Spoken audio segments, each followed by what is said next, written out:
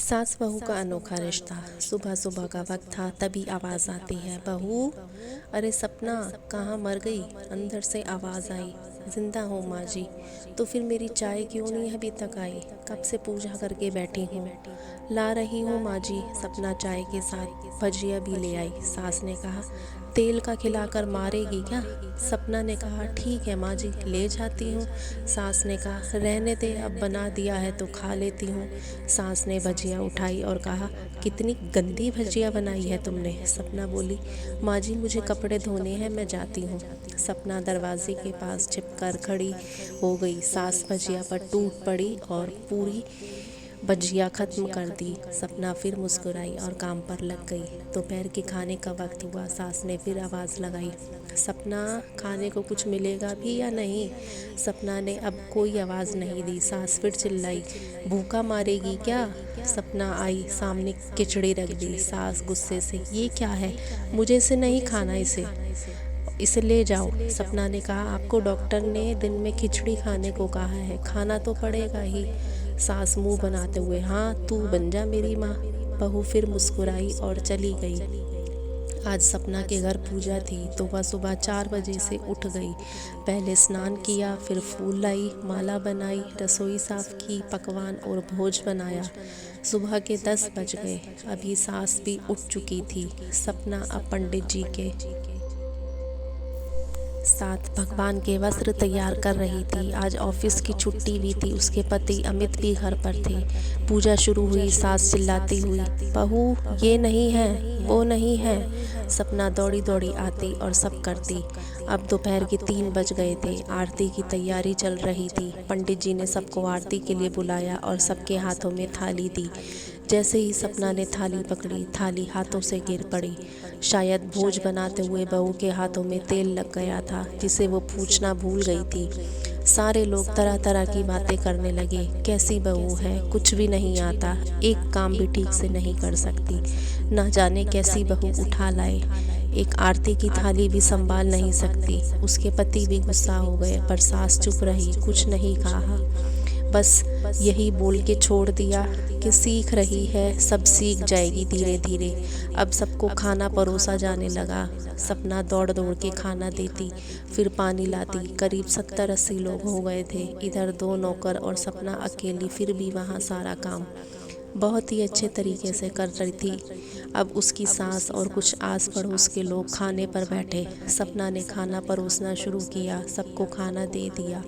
जैसे ही पहला निवाला सास ने खाया, तुमने नमक ठीक नहीं डाला क्या?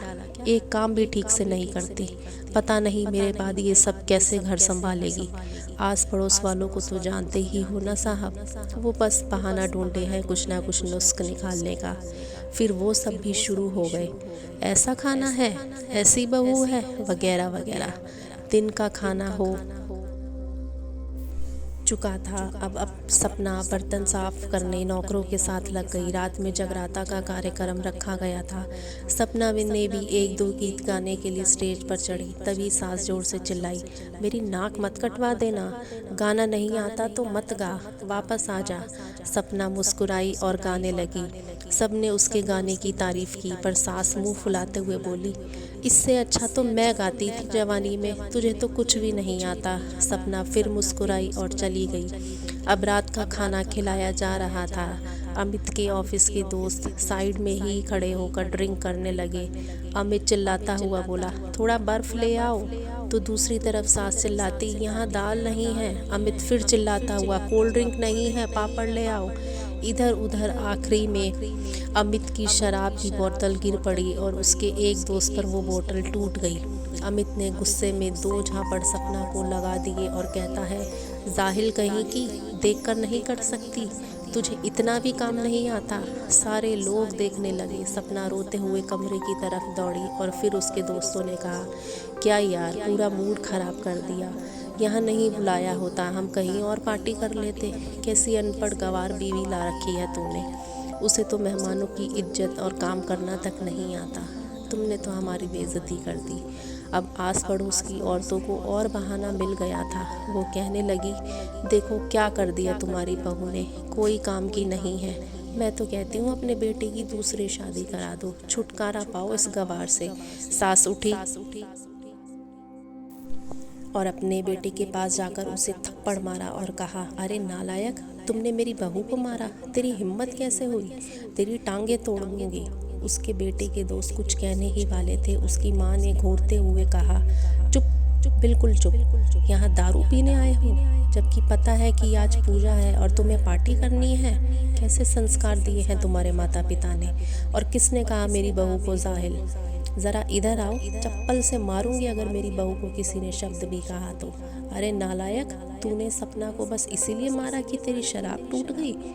पापी, वो बच्ची सुबह 4 बजे से उठी है, घर का सारा काम कर रही है ना सुबह से नाश्ता किया, ना दिन का खाना खाया, फिर भी हंसते हुए सबकी बातें सुनते हुए, ताने सुनते हुए सारे काम में लगी रही। तेरे यार दोस्तों को वो अच्छी नहीं लगी? जूते से मारूंगी तेरे दोस्तों को जो कभी उन्होंने ऐसा कहा।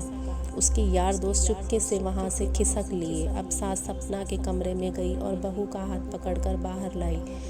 सबके सामने कहने लगी, किसने कहा था अपनी बहू को घर से निकाल के दूसरी बहू ले आना?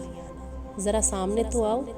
कोई भी सामने नहीं आया। फिर सास ने कहा, तुम जानते भी हो क्या इस लड़की के बारे में? ये मेरी माँ भी है और बेटी भी। माँ इसीलिए क्योंकि ये मुझे गलत काम करने पर डांटती है, और बेटी इसीलिए कभी कभी मेरी दिल की भावनाएं समझ जाती हैं। मेरी दिन रात सेवा करती है, मेरे 1000 ताने सुनती है, पर एक शब्द भी गलत नहीं कहती, ना सामने ना पीठ पीछे। और तुम कहते हो दूसरी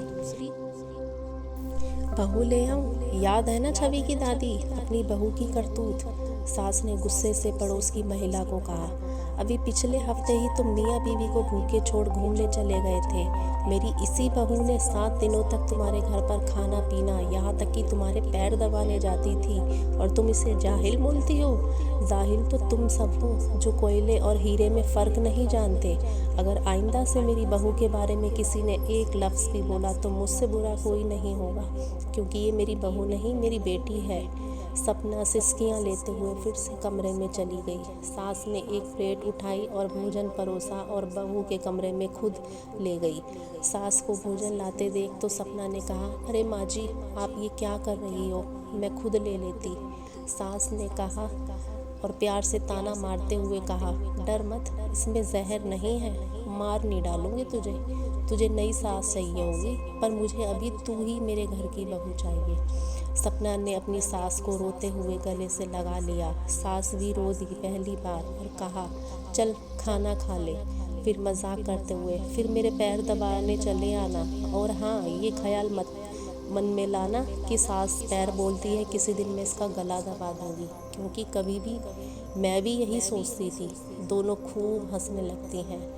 सच में कुछ रिश्ते बहुत मीठे होते हैं, बस कड़वी बातें होती हैं। बाहर वालों की बातों में आकर अपने घर के रिश्ते कभी भी ख़राब ना करें, क्योंकि इंसान अपनी पढ़ाई से गुणवान और समझदार नहीं होता, बल्कि अपने संस्कारों और सोच से होता है। तो दोस्तों, अगर आपको भी ये कहानी पसंद आई हो तो कमेंट करके ज़रूर बताएं, और इस वीडियो को ज़्यादा से ज़्यादा लाइक एंड शेयर कीजिए, और मेरे चैनल को सब्सक्राइब करना ना भूलिए। धन्यवाद।